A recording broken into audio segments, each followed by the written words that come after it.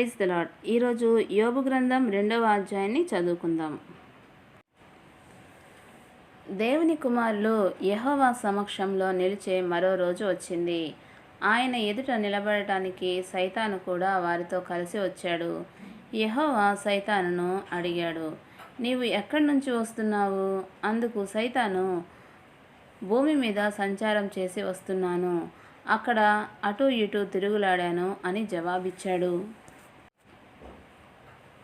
యెహోవా సైతానుతో ఇలా అన్నాడు, నీవు నా సేవకుడు యోబును చూచి ఆలోచించావా?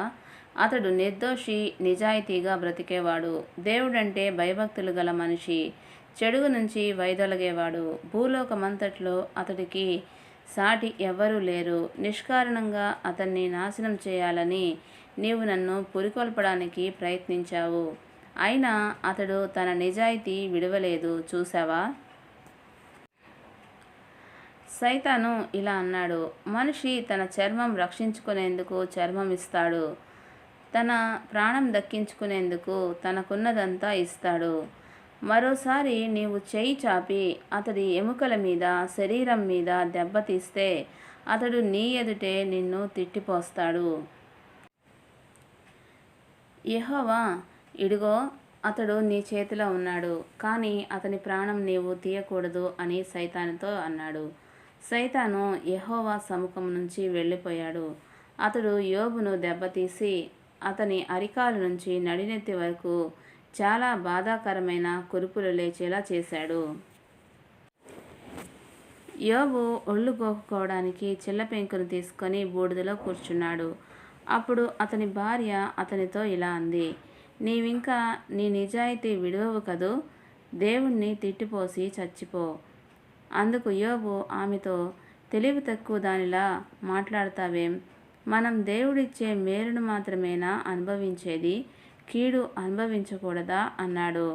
దీనంతట్లో యోబు మాటలతో తప్పిదమేమీ చేయలేదు. తర్వాత యోబు ముగ్గురు స్నేహితులు అతనికి సంభవించిన ఈ విపత్తులన్నిటి గురించి విన్నారు.